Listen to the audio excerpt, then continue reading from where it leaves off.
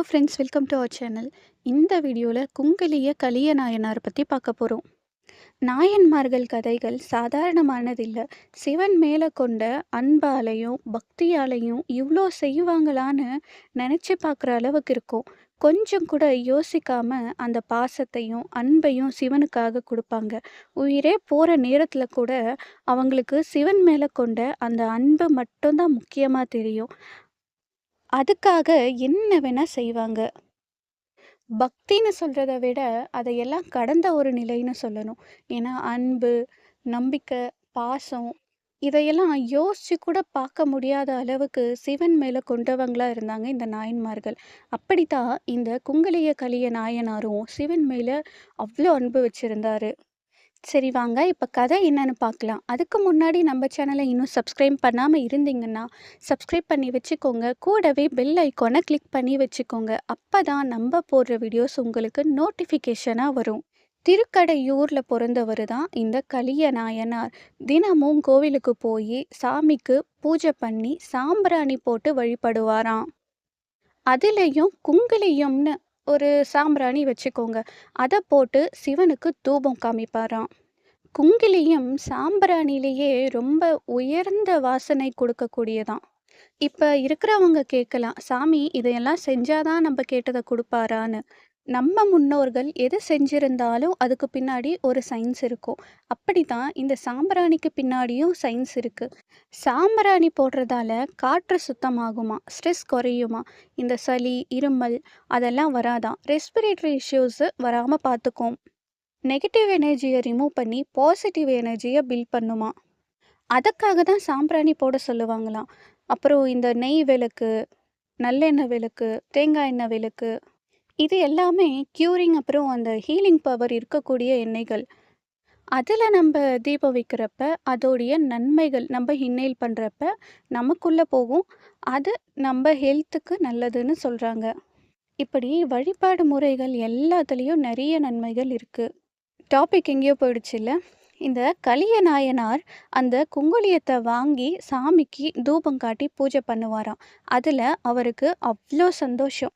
நமக்கு பிடிச்சவங்களுக்கு எதுனா வாங்கி கொடுத்தா அவங்களுக்கு எவ்வளோ சந்தோஷம் இருக்கும்.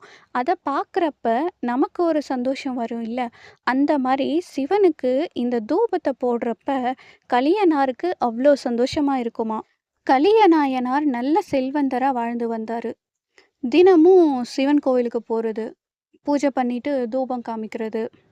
அவருக்கு வறுமையை கொடுத்து சிவன் சோதிக்கிறாரு. நாள் ஆக ஆக எல்லாத்தையும் விற்று அவருடைய சிவன் சேவையை செய்கிறாரு. இப்படியே விற்று விற்று விற்கிறதுக்கு கூட ஒன்றும் இல்லாமல் போயிடுச்சான். எல்லாத்தையும் விற்றுட்டா வீட்டில் சாப்பாட்டுக்கு என்ன பண்ணுவார்? அதுக்குமே ஒன்றும் இல்லாமல் போச்சு. ஆனால் குங்குலியத்தை போடுறத மட்டும் அவர் நிறுத்தவே இல்லை. சாப்பாட்டுக்கு இல்லைன்னா கூட சிவனுக்கு குங்குலியம் போட்டே ஆகணும்னு தினமும் கோவிலுக்கு போவார். பூஜை முடித்து குங்குலியம் போட்டுட்டு தான் வீட்டுக்கு வருவார். ஒரு நாள் அதுக்கும் பிரச்சனை வந்துச்சு. குங்குலியம் வாங்க கூட அவர்கிட்ட காசு இல்லை. காசு கொடுத்தா தானே குங்குலியம் கொடுப்பாங்க. வீட்டில் இருந்த பொருள் எல்லாத்தையும் கொடுத்து குங்குலியம் வாங்கி பூஜை பண்ணார்.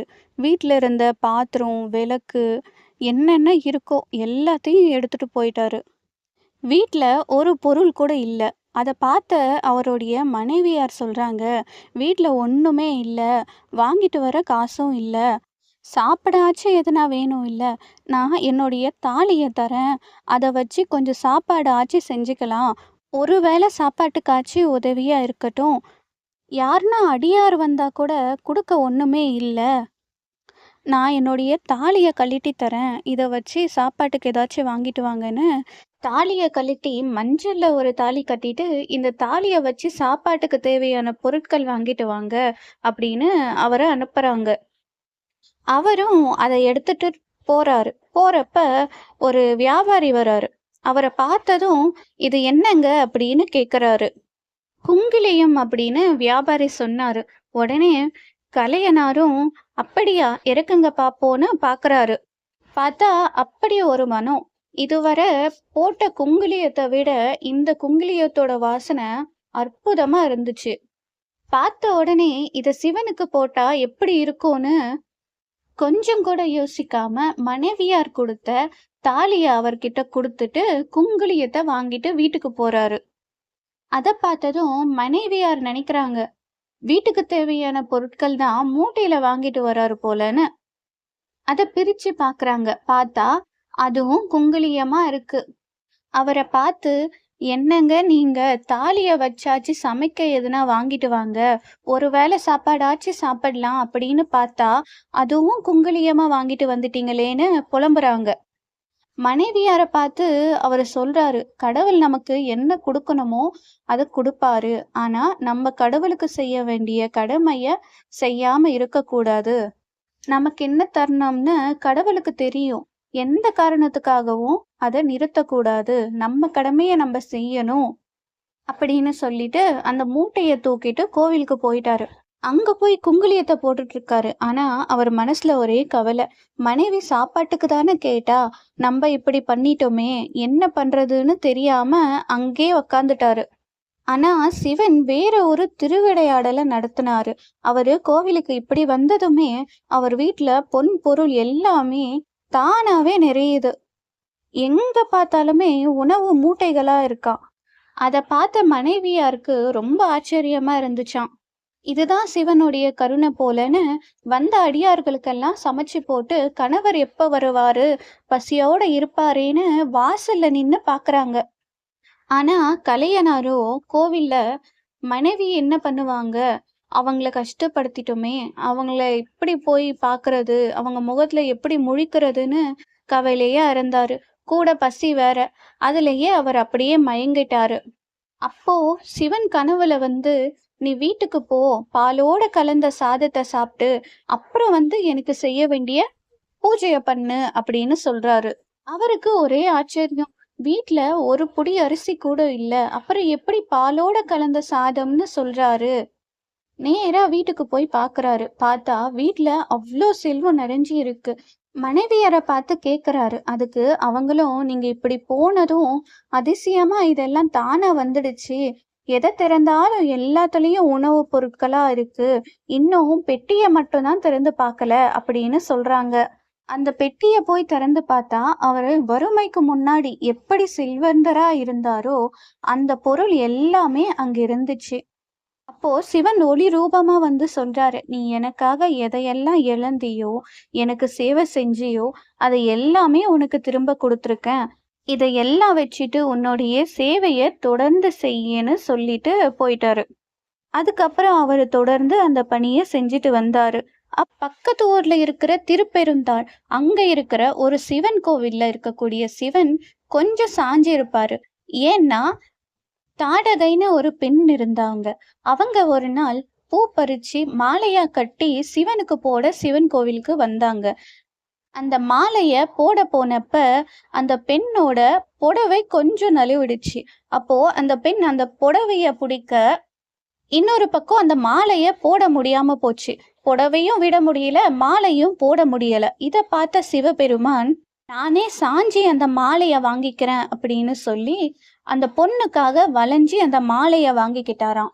அதனால தான் இந்த கோவில்ல இருக்கக்கூடிய சிவலிங்கம் வளைஞ்சிச்சு அப்படின்னு சொல்லப்படுது. சரி, சிவன் வளைஞ்சிட்டாரு. அப்போதானே வளைஞ்சாரு. இப்ப அவரு நேராகணும் இல்ல? அப்போ இருந்த சோழராஜா அந்த சிவலிங்கத்தை நேராக்கணும்னு யானையெல்லாம் கட்டி இழுத்து பார்த்தாரு. அப்போ நேராகல. இன்னும் என்னென்னவோ பண்ணி பார்க்கறாங்க. ஒன்னும் பண்ண முடியல. இப்படி ஒரு விஷயம் நடக்குதுன்னு கலியனாருக்கு தெரிய வருது. அவரு பதறி அடிச்சு திருப்பெருந்தாளுக்கு போறாரு. போய் சாமிய பார்க்கறாரு. "சிவனே, ஒரு பெண்ணுக்காக நீ வளைஞ்சி இருக்க. அது சரி, இப்போ நீ நிமிரலாம் இல்ல? நீ நிமிர்ந்திருந்தா தானே அழகுன்னு" சொல்லி ஒரு கயிற சிவலிங்கத்துல கட்டி இன்னொரு முனைய தன்னுடைய கழுத்துல கட்டி இழுக்கிறாரு. "என்னோட உயிர் போனாலும் பரவாயில்ல, ஆனா சிவன் நேராகணும், நிமிர்ந்து இருக்கணும்" அப்படின்னு கட்டி இழுக்கிறாரு. அவரு இழுக்க இழுக்க சிவன் கொஞ்சம் கொஞ்சமா நிமிர்ந்து நேராகி காட்சி கொடுத்தாரு. பக்தி உண்மையா இருந்தா, தூய்மையா இருந்தா அந்த கடவுள் நம்ம கேக்குறத செய்வாரு. இத பார்த்த எல்லாரும் அவரை அப்படி பாராட்டுறாங்க. "உங்க பக்தி எப்படிப்பட்டதா இருந்தா குனிஞ்ச சிவன் கூட நிமிருவாரு. நீங்க உண்மையான பக்தன்னு" அவரை பின்பற்றினாங்க. அது மட்டும் இல்லாம திருஞான சம்பந்தரும், திருநாவுக்கரசரும் கூட இந்த ஊருக்கு வந்தப்ப அவங்களுக்கும் இவரு சேவை செஞ்சதா சொல்லப்படுது. ஒரு பக்தின்றது எப்படிப்பட்டதா இருக்கணும் பாருங்க. என்னதான் நமக்கு சிவன் சோதனைகள குடுத்தாலும், எவ்ளோதான் கஷ்டங்கள குடுத்தாலும், சிவனுக்காக நம்ம இந்த சேவைய செஞ்சு தான் ஆகணும் அப்படின்னு அவருடைய கடமையிலிருந்து அவரு பின்வாங்கல. எவ்ளோ கஷ்டம் வந்தாலும் அத கடைசி வரைக்கும் கடைபிடிச்சாரு. அவரு இத செஞ்சு தான் ஆகணும்னு செய்யல. சிவன் மேல இருந்த பக்தியில இத நம்ப அவருக்காக செய்யணும்னு செஞ்சாரு. அதுல அவரு சிவத்த பார்த்தாரு. இவரு குங்குலியத்த வச்சு சிவன வழிபட்டதால, இவருடைய பேருக்கு பின்னாடி குங்கலிய கலிய நாயனார்னு மாறப்பட்டுச்சு. வீடியோ பிடிச்சிருந்தா லைக் பண்ணுங்க, ஷேர் பண்ணுங்க, கமெண்ட் பண்ணுங்க. மறக்காம சப்ஸ்கிரைப் பண்ணி வச்சுக்கோங்க.